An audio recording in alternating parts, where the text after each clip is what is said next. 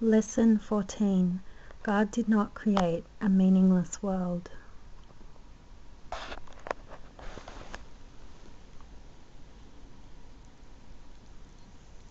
So today we come to the reason why fear is impossible.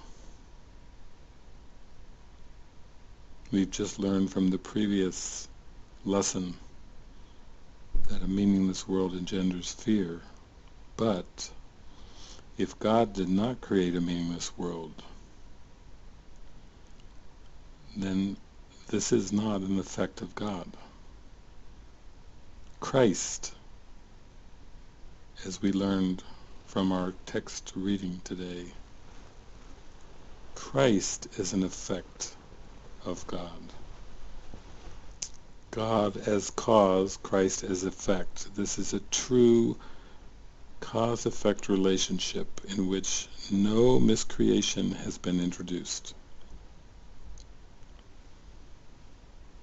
And yet, what we have been discovering about a meaningless world and meaningless thoughts that seem to produce that meaningless world,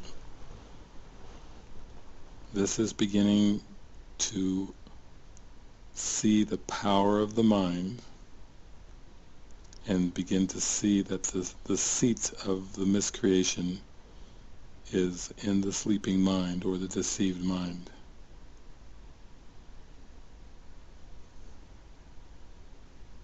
So we are beginning to uncover fear.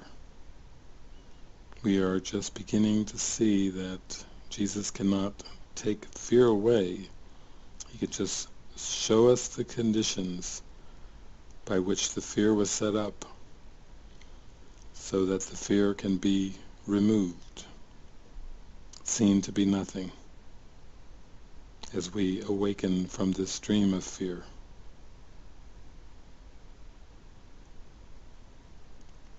We are opening now to see that fear,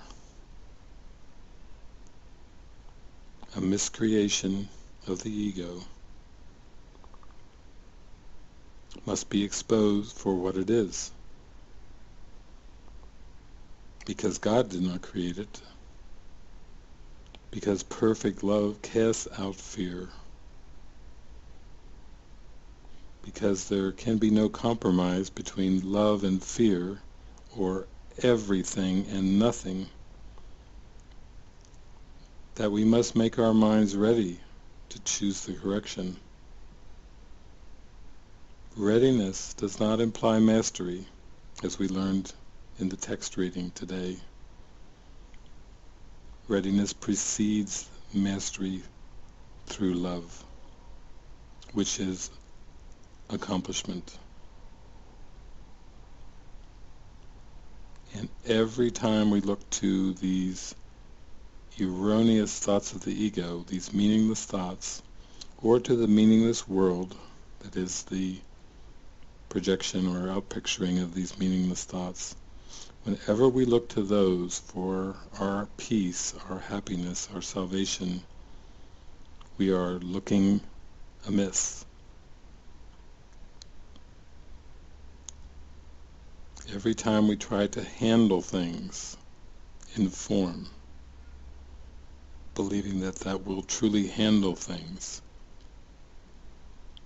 we are tinkering around with meaningless thoughts and not seeing them as meaningless thoughts. And this is the attempt at mastery through fear. Mastery through meaningless thoughts will never succeed. There is no mastery through education or learning, as the world calls learning. There is no mastery through wealth or material possession and accumulation. There is no mastery through possessive relationships. My husband, my wife, my child, my parents, my family. as long as there is a my in there and it doesn't include the whole universe. This is an attempt at mastery through fear, and this will not succeed. Who is my father, mother, sister, brother? But he that does the will of my Father in heaven is my father, mother, sister, brother. We have a glorious purpose called forgiveness that unifies perception, but this perception is far, far beyond the broken, fragmented, distorted, fictitious perception of parts and roles in which there is a belief that you must fulfill the role, the specific role, to be good, to be worthy. Forgiveness is the purpose the Holy Spirit has given the world now. And the Holy Spirit will give the roles or exchange the roles as part of unwinding the mind from this false self-concept.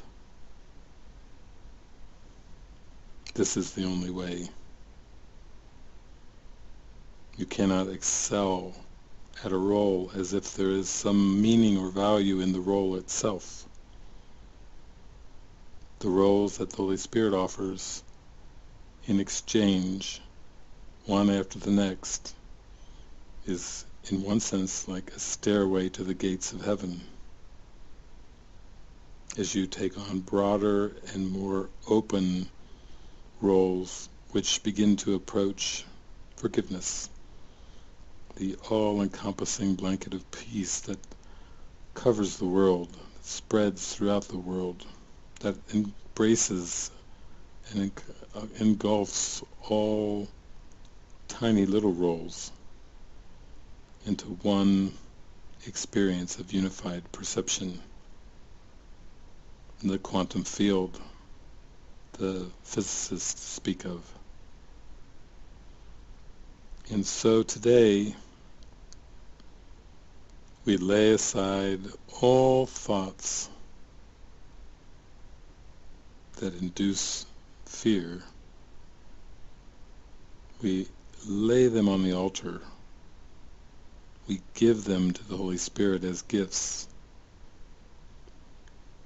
And then we wait in silence to receive the love and the blessing of the Holy Spirit. We rejoice that today's idea is the reason why the first 13 lessons we have been doing are true.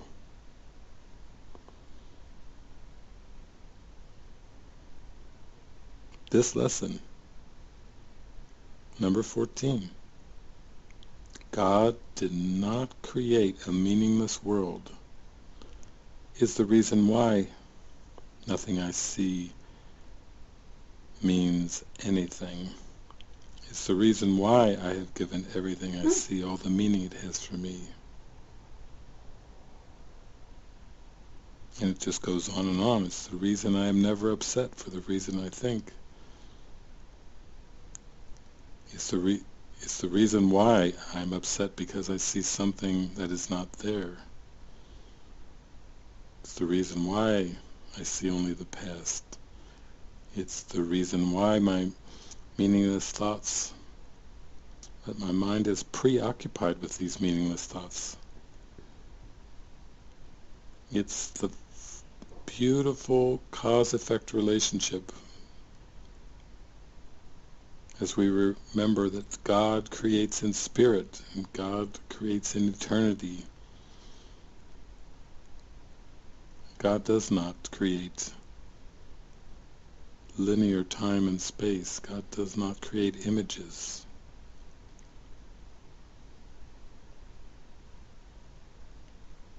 This is the meaning of the saying in the Bible, hold no graven images before the Lord thy God. Why is that true? Why should I not hold graven images before the Lord thy God? Because God did not create a meaningless world, a world of graven images. Graven images, images that seem to exist in and of themselves as parts, as specifics in a world of linear time and space, this is fiction. This is miscreation. And guilt and pain, and specifically fear, is associated with this attempt at miscreation. And why do I emphasize the word attempt? Because, again, God did not create a meaningless world. The ego is nothing more than an attempt at fear. And why would you identify your holy mind with an attempt at fear instead of love, instead of that which God created as perfect, eternal, changeless, divine? And so we go forward today with devotion, with commitment to accept this lesson as the opening of our hearts as we return to love in awareness. In truth, we never left, but in awareness, today, we sincerely open to the idea God did not create a meaningless world.